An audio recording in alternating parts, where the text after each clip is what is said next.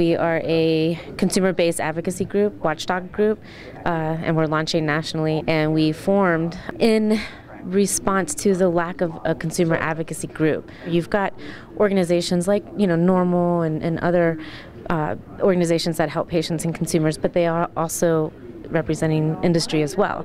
So the Cannabis Consumers Union is strictly consumers and strictly consumer rights, and caregivers as well, growers and what have you. Well, today we're hearing House Bill 1366, which is dubbed the edibles bill. What's being proposed is to have marijuana edibles marked a certain way, or colored a certain way, or shaped a certain way, and packaged a certain way to protect consumers and children. And so for the Consumers Union, our stance is always consumer safety.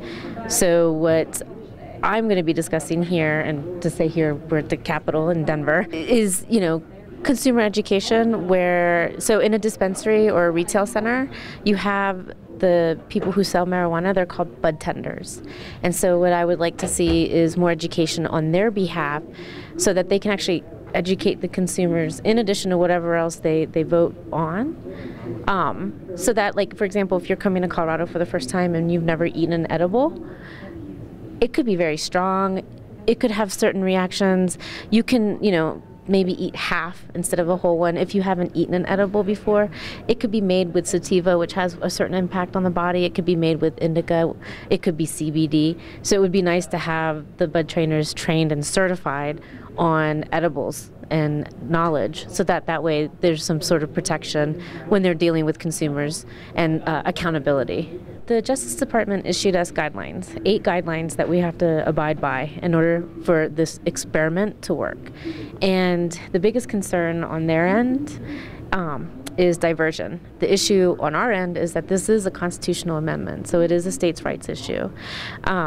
So I think that as long as we can keep this a well-regulated industry where there are checkpoints and safety points so that we can avoid diversion going to the black market, especially into states where they're not legal, or getting into the hands of children. And those are probably the two, the diversion and child endangerment are the biggest issues. And I think that if we can show a very robust industry with economic growth and safety and mechanisms like regulations, I think that might change, if it isn't already. I think that we've got a lot of leaders federally, not necessarily the DEA, because their job is to secure funding, and they're going to lose a big portion of funding. There's plenty of other drugs out there and plenty of more harm being created where they can allocate different funds towards that.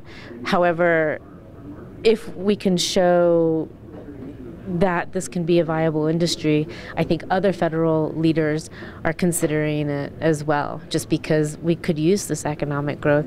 And, the argument that it's safer than alcohol is winning. I think that marijuana is a good comparison to alcohol for sure. I think that it is, personally having used both, I do think that it is safer. You can't overdose on it, and you can only get so high. There's benchmarks, whereas alcohol you can drink until you die.